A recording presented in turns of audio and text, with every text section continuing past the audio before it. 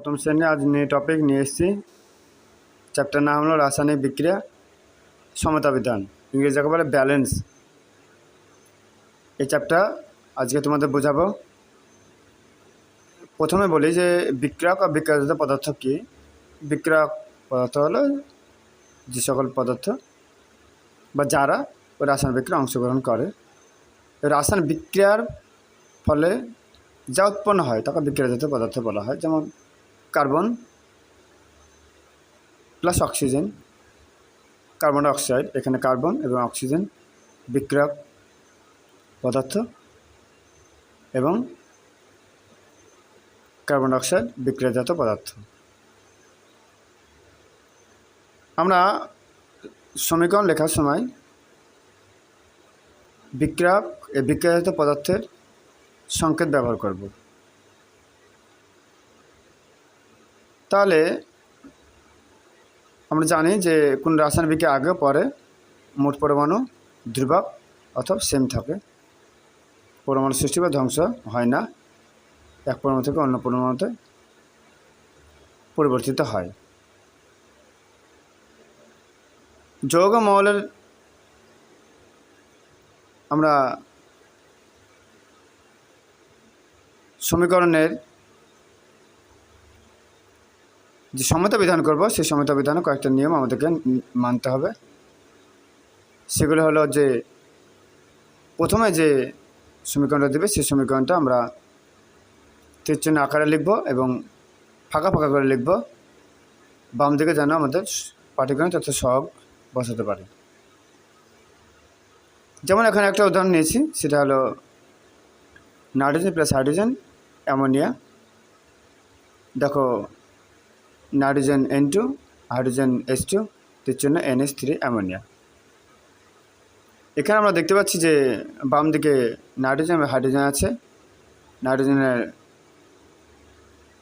একটি অণু, হাইড্রোজেন একটি অণু এবং অ্যামোনিয়া তৈরি হয়েছে।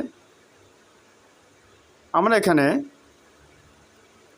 নাইট্রোজেন মৌল, হাইড্রোজেন মৌল এর বাম দিকে যা পরমাণু, ডান দিকে সেই মৌলের ঠিক তত সংখ্যক পরমাণু আমরা সমান করব, অর্থাৎ উভয় দিকে পরমাণুর সংখ্যা সমান করব।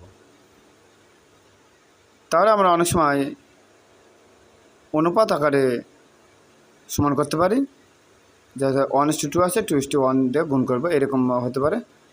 আবার আমাদেরকে পাটিগণিত তথ্য সহগ সংখ্যা দিয়ে গুণ করে আমাদের ব্যালেন্স বা সমতা বিধান করতে হয়। এখানে আমরা দেখলাম যে বাম দিকে নাইট্রোজেন দুটো, হাইড্রোজেন দুটো, ডান দিকে অর্থাৎ বিক্রিয়াজাত পদার্থে নাইট্রোজেন একটা, হাইড্রোজেন তিনটে।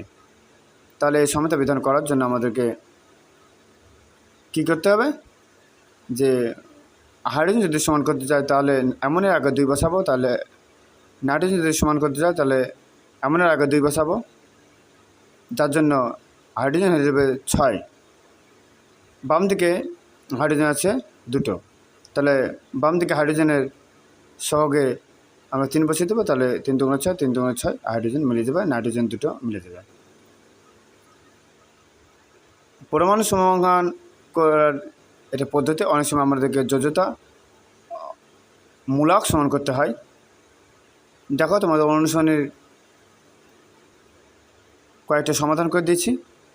Carbon plus oxygen carbon monoxide, দেখো 2C প্লাস O2 সমান 2CO। বাম দিকে দুটো কার্বন, ডান দিকে দুটো কার্বন, বাম দিকে দুটো অক্সিজেন, ডান দিকে দুটো অক্সিজেন। তারপর দেখো ফেরিক অক্সাইড, এর সঙ্গে কার্বনের বিক্রিয়া, ফেরিক তৈরি হয়েছে লোহা আর কার্বন মনোক্সাইড। আমরা দেখো যেহেতু বাম দিকে 3টে অক্সিজেন, তাই আমরা ডান দিকে 3টে অক্সিজেন রেখেছি। দেখো লোহা দুটো, তার জন্য লোহার আগে অর্থাৎ Fe এর আগে 2 দিয়েছি। আবার দেখো এটা খুব ইম্পর্টেন্ট, P4 প্লাস I2, যেটা তৈরি হচ্ছে Pi3। ফলে বাম দিকে 4টে ফসফরাস আর ডান দিকে 1টা। বাম দিকে দুটো আয়োডিন, ডান দিকে 3টে আয়োডিন। আমরা প্রথম ফসফরাস সমান করেছি, অর্থাৎ Pi3, এর আগে 4 দিয়েছি, যার জন্য আমাদের 3 4 12, অর্থাৎ আয়োডিন 12টা হয়ে গেছে।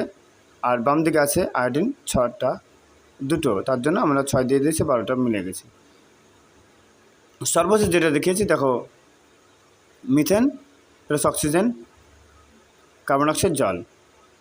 আমরা দেখো এখানে অক্সিজেন এখানে 2টো আর হাইড্রোজেন 2টো।